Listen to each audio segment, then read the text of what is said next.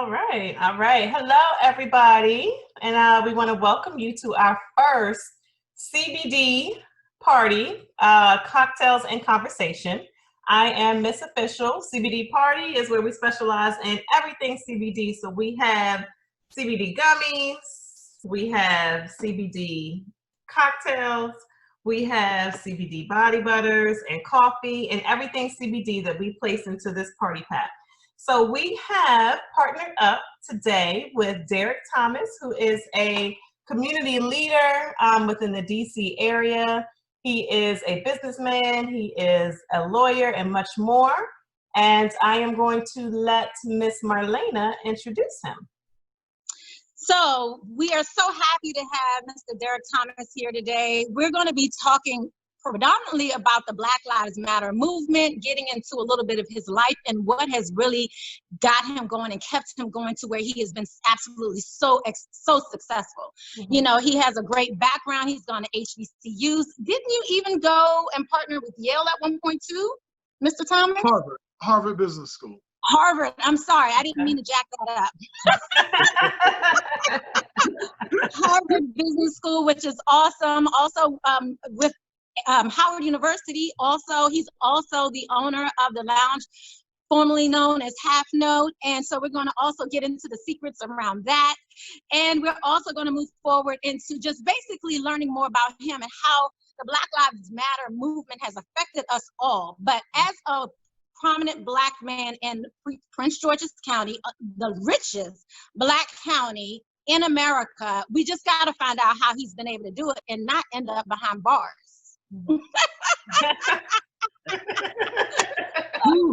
No, seriously, I mean, he's just extremely well versed in so many areas, and we're just excited to have him here today and, you know, really talk about what you've gone through. So I just want to start off, if you don't mind, Mr. Thomas, just give us a little bit about your experience as it relates to perhaps your schooling or cops. I mean, I know this is a big topic, a big issue right now, but it's been an issue in all of our lives, for all of our lives. So I would love to hear your perspective on that, if you don't mind. Well, my current perspective is more geared towards what do Black people need to do. We need to stop complaining and have a set of strategies that we do. I'm going to be giving a talk coming up with a church group regarding what you should do if you get stopped by the police. Mm-hmm. These are simple rules. And I think the more we understand what's happening in the moment, the more we can understand what we should do, and we should tell each other to do this so we have a playbook to go from. Absolutely. That sounds awesome. I mean, of course, we need to know. I know I asked my daughter, you know, what do you do? And she was like, put your hands like this and do not reach for your registration. Mm-hmm. I mean, seriously, right now, I mean, should we really be in this environment where we should be so fearful to even talk to the cops or even take our hands off the wheel or even do as they direct? Well, whether or not the police officer is Black or white, there's a set of things that you should do.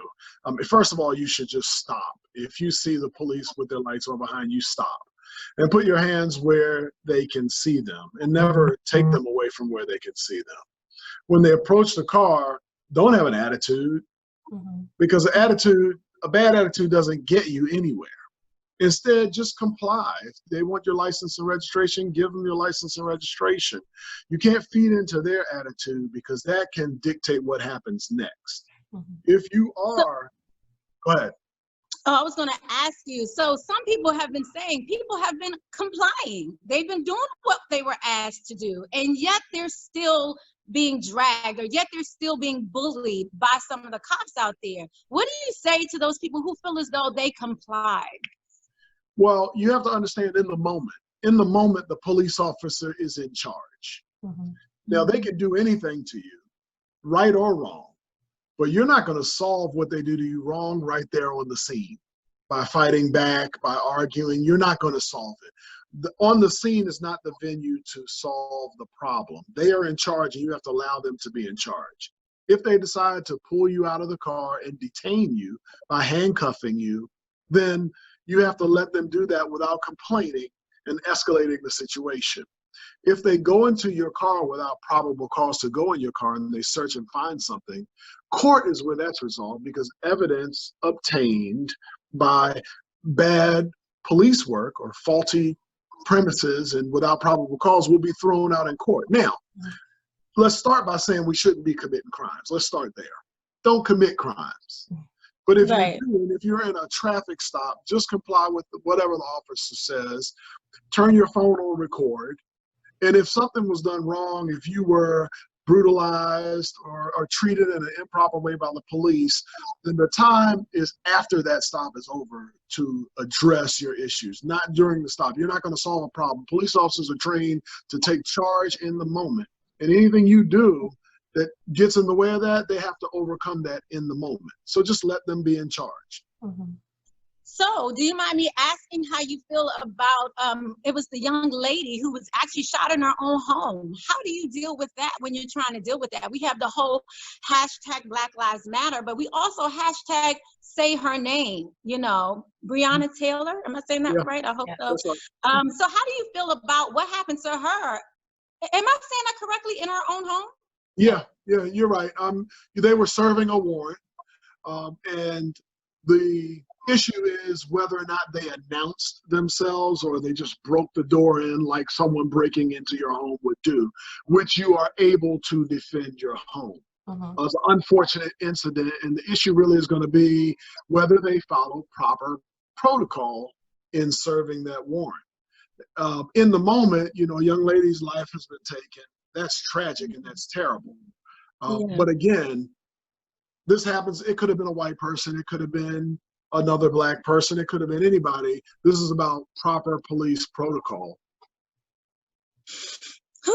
My. So, I mean, goodness, that's it. I mean, even just talking about it and just seeing everything on the news. I mean, how have you been affected?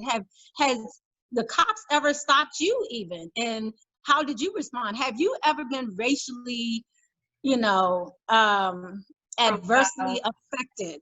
You know, when I was a young man, I was stopped often and racially profiled often and treated disrespectfully often. And I learned I had to, you know, you want to live in that situation. Now things are different. I actually sit on the board of directors for the Prince George's County Police Crime Cell. Wow. Okay. So it's a different situation now. Prince George's County is doing some different things. You know, we call ourselves the wealthiest Black county in the country, and we are, but we have miles to go in terms of living that and being in all the places. And some of us are in a lot of the places to effectuate change. And I'm just happy to report that the Prince George's County Police have come so far from where they were. But it's people like me and others like me that are watching over them, and they know we're watching. And that's what Black people have to do. We have to participate in the process. A lot of the problems we see, the answer is not when it happens. The answer is voting. You got to solve the problem before it happens so that when it happens, it can be addressed and we can root out the people that are the cause of it. But yeah, I've been stopped and treated disrespectfully many times. So I know how it is, and that's why I know, you know, as a lawyer, what you need to do. Can I ask if maybe some of the mistreatments, and Ms. Official, please jump in whenever you like. I just wonder if some of the treatment maybe led you to become an attorney. No, it didn't. I wanted to become an attorney, not a criminal attorney, but I wanted to become a corporate and business attorney. But, you know, educating ourselves is just necessary. Yeah. We're going to be mistreated as long as we keep ourselves in a lower position. In corporate America, the only way, racism is everywhere. So, you know, I feel personally we need to stop complaining about racism, and we need to just do something about it. You have to adapt to your situations and be able to live a life, because it's not going to end. In corporate America, they will treat you, you work in corporate America, you know, they will treat you in racist ways. The only way to get around that is to become their boss. They'll still treat you in racist ways, but it won't be the same. As long as they are raining down on you, they can continue to rain down on you. Is that why maybe again you may have become an entrepreneur as well? Yes, well, I wanted to become an entrepreneur because I wanted to control my own destiny. And that's what I'm talking about. Right. Yeah. I have this major issue with someone controlling whether or not I have a job or not, or controlling my life even. I'm to the core, I can't take it. So I just wonder, for those people who don't feel that way, do you have advice for them to maybe not work in that type of setting, maybe get more education, or maybe, I know the Steve Jobs out there and the different people like that who may not have even finished their education, but they still became extremely wealthy and over their, own companies. Do you have advice for them to help them not get in those types of situations? I mean, even not being profiled. Personally, I know I was driving my daughter's car. I bought her a Houthi, her first car. And when I drove her car, I got stopped like that. But whenever I drove my vehicles, I mean, my tags could be jacked, okay? And I didn't get stopped for like a year. I mean, cops behind me all the time. I'm like sweating every time I have a cop behind me because something was wrong with my tags for a little bit. But all of that to say, and I still had to get around, so I never stopped driving my vehicle. I mean, I'm not, is the police on here? But anyway, but all of that to say, I never got stopped. But I realized when I got in my daughter's Houthi per se, I got stopped in a heartbeat. And yes, and it was because, so supposedly my tags weren't attached to the front of the car, and it wasn't, but I was headed to the place to get the tags attached, but it was in my window, and they still stopped me. Now, granted, he gave me a ticket and kept on going about his business, but I mean, I just thought that was odd that you stopped me as soon as I got in this car. Well, that is odd because the law has changed in Maryland. You no longer need to have a tag on the front of your car. If you don't have a tag bracket, you don't need a tag. If you have a tag bracket, then you need a tag on the front of your car. So you were profiled, and profiling happens all the time. But I'll say this about entrepreneurship. People are different. There are employees and there are entrepreneurs. Employees tend to look at entrepreneurs like it's easy, but I've told people consistently that entrepreneurship is actually a curse because you work harder, you work longer, you don't get to take breaks like you do when you're employed. It's a different type of task. And entrepreneurship is not for everyone. But here's what I do know. There are no shortcuts to success. You have to put in the time, and you all both know. You don't just show up having done nothing with your life and decide you're going to be an entrepreneur and you're going to be successful. You have to pay your dues, whether that be working in corporate America or government, just to learn how companies run and offices run, just to get the experience behind you. Because if you don't have this experience, it's going to make your run in entrepreneurship that much tougher. I run into many people who come to me for legal services who have no such experience and have no money to invest in what they want to do, but they want to be an entrepreneur. And that's a tough road. It's not impossible, but it's very, very hard. And so, this entrepreneurship, and you guys should talk a lot about that. And I ask entrepreneurs all the time to talk about it. Talk about what it's really like to be an entrepreneur, how hard it really is. Oh, it's hard. It's definitely not an easy task.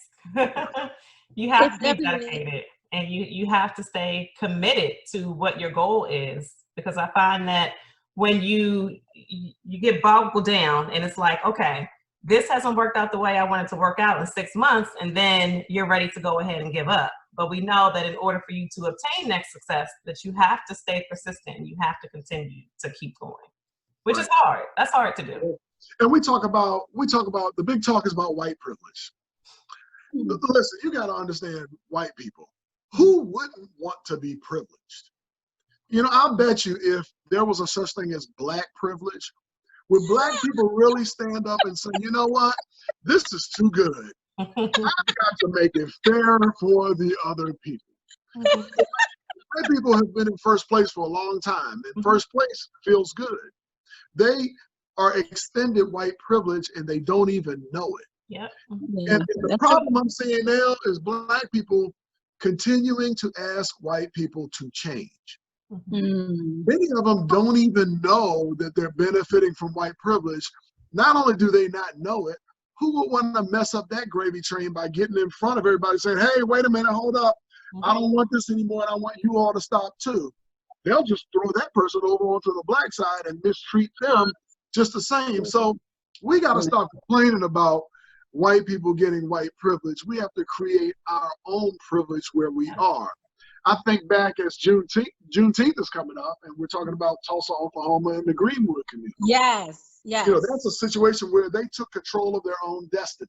Yes. And then. Yeah. And that then, was in the 1920s. You know, we're so much more elevated and educated than they were. And if they could do that then, surely we could do it now. We have suffered nothing like the racism that they suffered, yet they still had to create what they did. And now we're just complaining and crying and waiting for white people to change. We all have white friends. I have white friends. I got good white friends. I think 80% of white people are, you know, they live in the white privilege world. 20% of them are sympathetic to us. Not all white people are bad. But white privilege is something that's afforded to them all, whether or not they see it or realize it. And we are foolish in thinking they will take up our cause. Wow, deep. That's deep.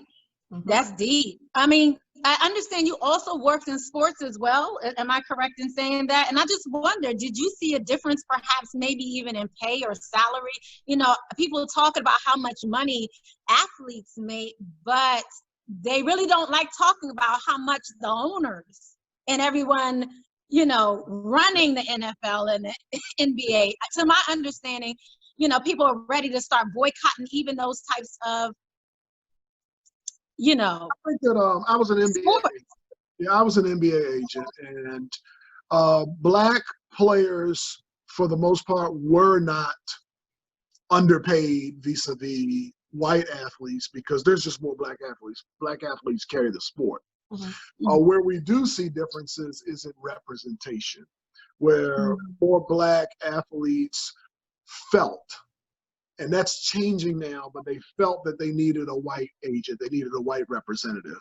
And what I was able to see was many athletes, you'd know them if I mentioned their names, lose their fortunes choosing companies that didn't have their best interest at heart, because we've been trained to believe that white is better. We just have been trained to believe that.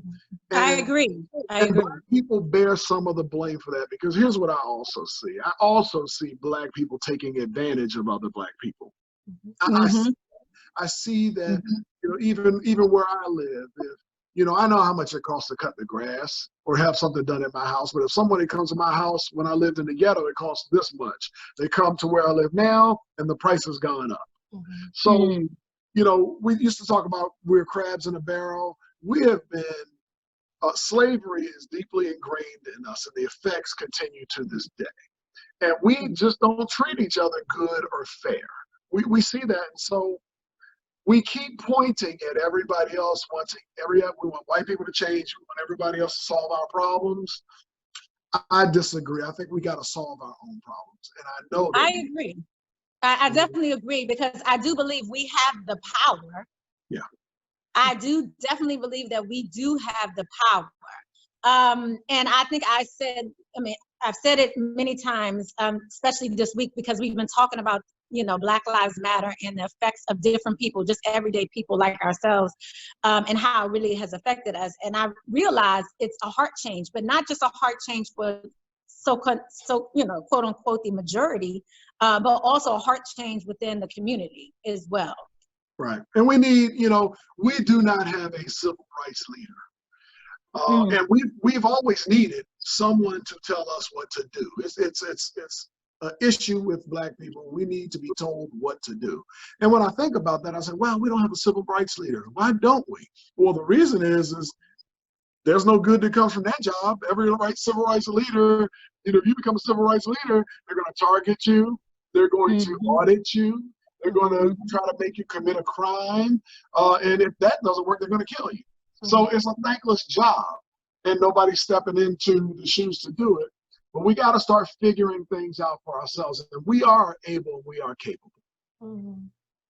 Absolutely. Absolutely. Yeah. Did anyone here have any questions? I did want to open it up for anybody who had questions for Derric as well. As he's speaking, please feel free to ask any questions. And you can also ask your questions in the chat if you like, and I will ask it for you. if you would like to do that instead. Okay. Do that. So meanwhile, as we're continuing on, I must ask, so what is the first, if you don't mind just kind of going back, the first Ask me time, anything. the first time you've experienced the worst, you know, I want to say the worst racism, but I mean, I guess that's the second question. But the first time you've experienced blatant racism and you were like, and were you shocked? I just wonder. The first time I remember it vividly, I was a young attorney working in a startup company in telecommunications, and I had a white colleague who just said he didn't want to work with me. He was not going to work with me. And he told my boss, who was the CEO and founder of the company, and this is a big company now, he told him that, and I found out about it. You know, it didn't really bother me because I know how racist people are. And once you know how they are, you learn how you need to act to move around them. That's the benefit of integration. That's the benefit of working with white people, going to school with white people. You learn them. And so he said that, and a big meeting was held as a result of it. And I guess they thought I was going to be very upset and say, woe is me, oh, this is racism, what are you going to do? But I just said, whatever you guys decide to do, that's fine. Because my goals, you know, I want to get paid, I want to do good work, and I want to be free from an environment like that. Now, of course, I don't want to work with this person anymore, but I got to keep moving forward with my life, and moving forward, I did. And maybe did it hurt? No, it was interesting and it was strange. God knew what he was doing with me, because if I was born in the 30s and 40s, then my response as a young man would be to lash out and strike back, and I wouldn't be like that. But now I'm educated, I'm methodical, I'm smarter, and I choose my battles carefully. So I've experienced racism a lot. I see it all the time. But it doesn't bother me because I'm moving throughout my life, and I'm gaining in life, and they can't stop me. If I start paying attention to them, I can't stay on my grind. Gotta stay focused. Gotta stay focused. What I keep hearing from you is education, and being a leader. And I feel like right now during these times, especially when we speak to young people, that we have to reinforce the fact of that they need to be educated with their history, and they need to be educated just in life in general. And I know I was talking to my sister last week, and she was like, well, how do you plan on fighting this cause? And I said, well, to make sure that our young people are educated, number one, but also to promote entrepreneurship. So I really appreciate you speaking about the whole education piece and being an entrepreneur. So when I hear you say that, I wonder, what advice do you have for some of the younger generation? Well, I realize, and I grew up in the ghetto, so most of my friends don't have the level of education that I have. And so all that I say, I don't say anything that means that if you don't have education, you can't make it. You can, because higher education is simply not for everyone. It's more difficult if you don't have higher education to make it, but it's not impossible.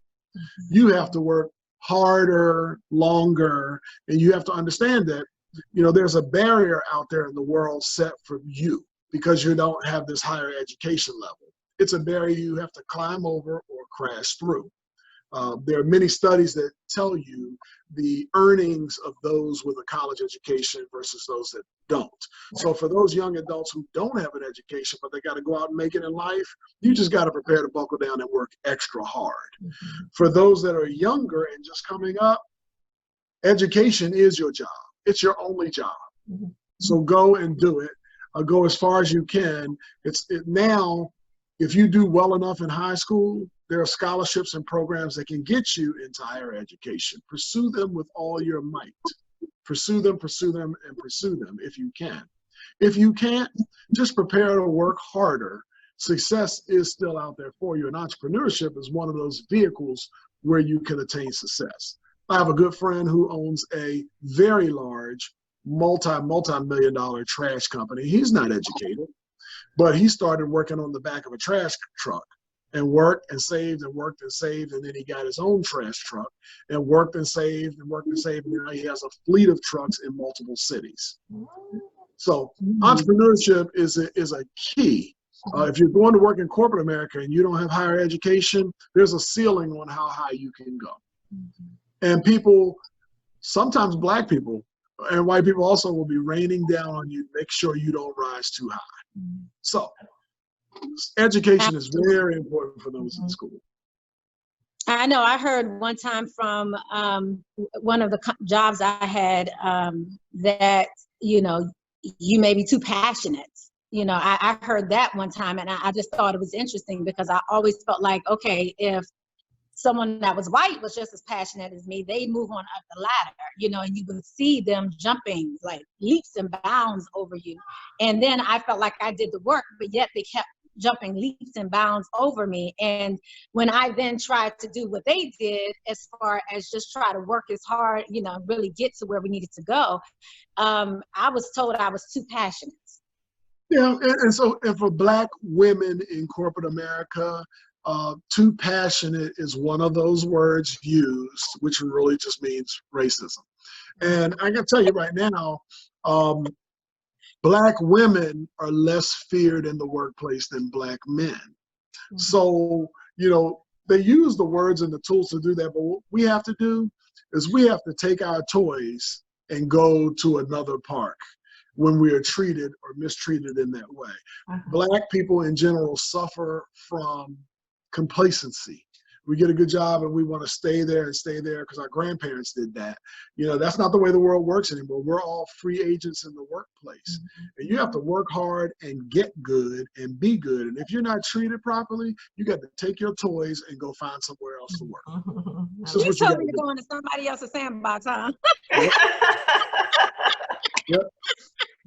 Yep. No, I totally agree with you. Actually, it was interesting because it was her boss who said it. My supervisor at the time was Black, and her supervisor was not. And then they tried to work together, and they ultimately ended up working together with me when I was ready to give my resignation letter. I'm just saying. And then they were able to kind of help me in the way in which I wanted to be helped, but it required me to have enough boldness to say I'm gone, you know, or not to say it. I wrote it out. I gave him 2 weeks notice, like I wasn't playing. And here's the problem. White people are usually born of educated parents, more so than not, who've worked in corporate America. And the one thing that they teach their kids and they pass down is office politics. You have to know how to play office politics. You just have to know it. And Black people, our parents, my mother didn't even graduate from high school until much later in life. She never worked in corporate America to tell me what to do and how to navigate it. I had to learn on my own.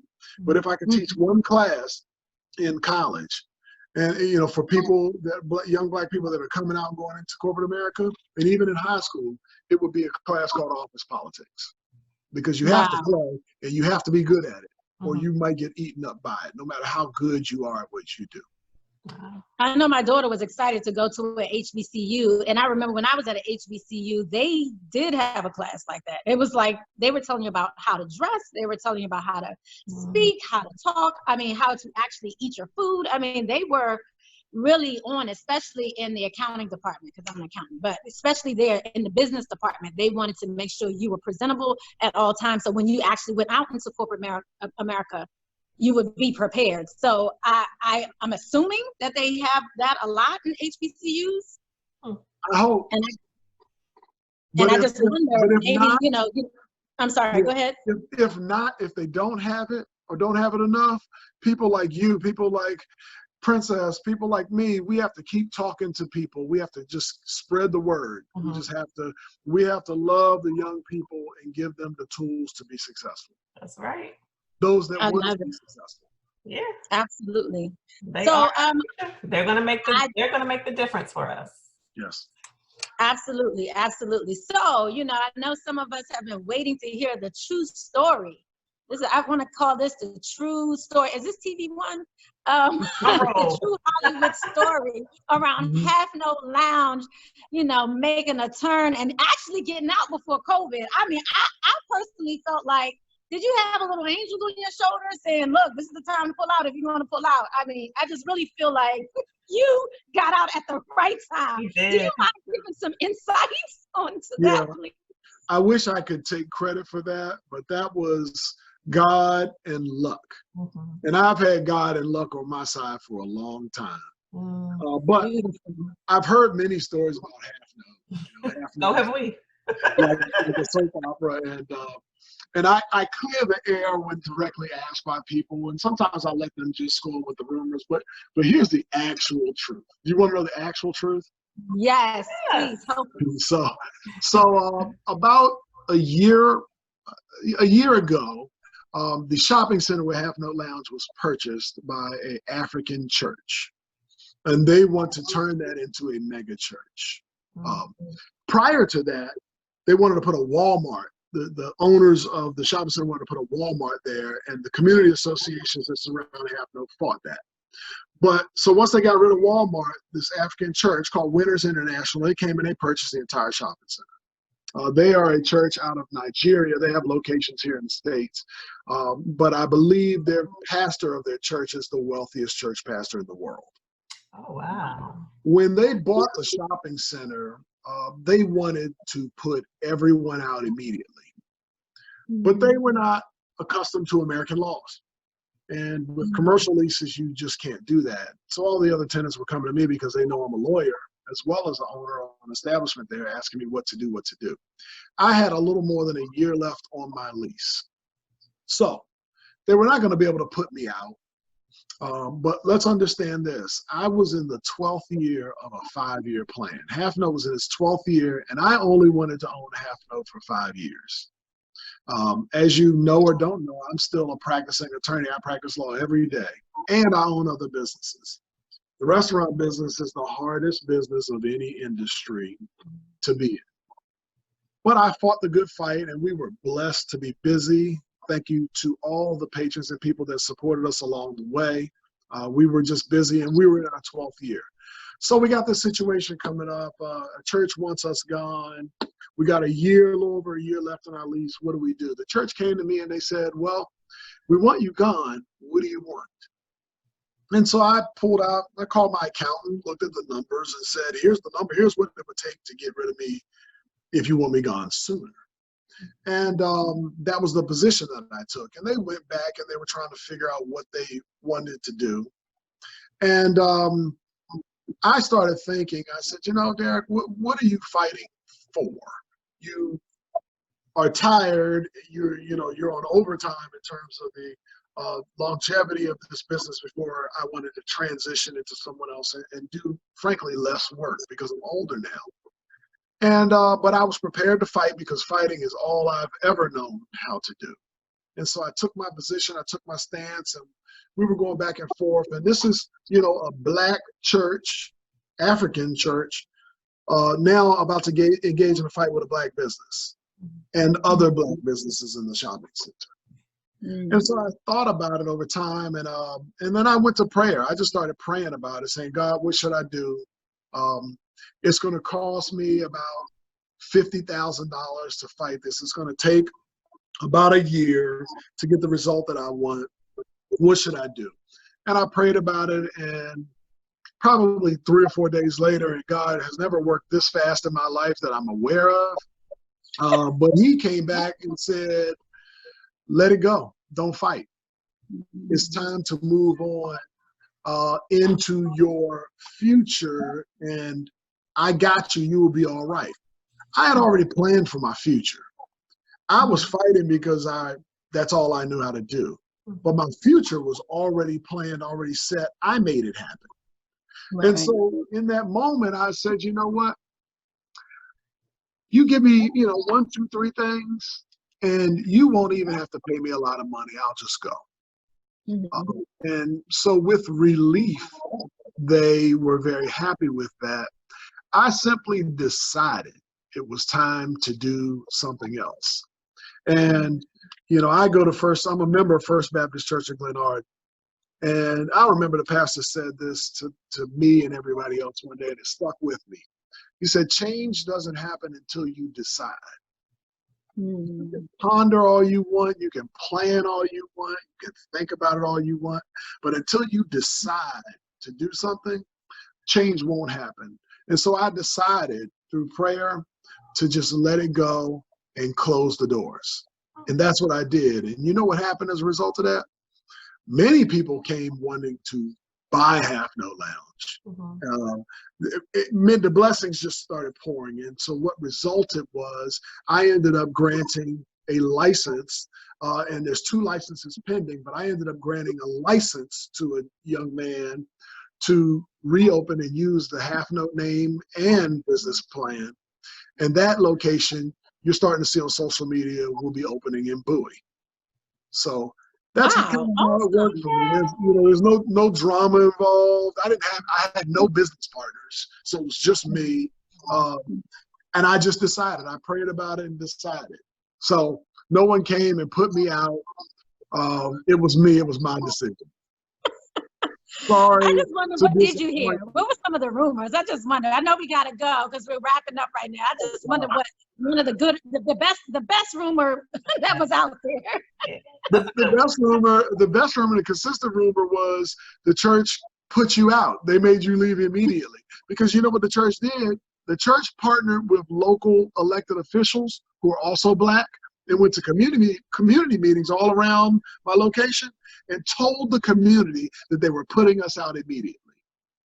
Now, you want to talk about racism, that had nothing to do with white people. We got to do better. Yeah. We Black people, we got to do better. And white people are looking at us saying, you're smart, you're accomplished, we know how good you are. Why are you asking us to fix you? You got to fix you. And that was one instance of, that was all Black people. It had nothing to do with white people. Wow. So, that's the story. Well, thank you so much. Wow. I know we're about to wrap up, but is there anything you want to kind of leave with the everyone who's watching, just in regards to, Black power? We can win. I firmly believe that we can win, and we're winning on many fronts. We just, as Black people, have to stop looking to other people to solve our problems. We can solve our own problems, and I'm encouraged by the people I represent and the people that I see. I am encouraged. And as soon as we find a way, changing the rules of policing has to happen. And as soon as we can do that and come up with change that will work, there are many strategies. But we change policing. Policing has gotten comfortable with abusing Black people and it not being addressed. As soon as we make those changes, then we can pick up our own bootstraps and make it happen for ourselves. Well, thank you so much. I really appreciate you taking the time out to come speak with us today. Now, I got a question for you. I got a question. Will CBD coffee get me high? No, it is not going to get you high. I can answer that for you because I'm a coffee drinker. It is not going to get you high. It may take the edge off a little bit, like if you're feeling a little bit anxious, it may do that, but it's not going to get you high. None of our products are going to get you high. They promote relaxation and reduction in anxiety and stress. Okay, well, I'm going to encourage everybody to get some CBD products. Try it out. I mean, that's why we're here. So I'm excited. I'm excited about your business. I wish you all the best of luck. Of course, I'm always here to help. And I would tell everybody listening and everybody on social media, try these CBD products. Let's support our own business. Thank you. Awesome. Thank you so much. I really appreciate everyone coming out today. And thank you so much for sharing the time here with this awesome gentleman. I hope it really landed on your hearts, all the great information he provided to you and to us. I want to thank Ms. Official as well, and of course, Mr. Thomas, as well as everyone else who was here live with us today. Thank you so much for coming out to CBD Party, and we'll see you again soon. All right. Thanks, Derric. Bye, Tracy. Bye, Miss Marlena. Bye, Tracy. Bye, everyone. Thank you.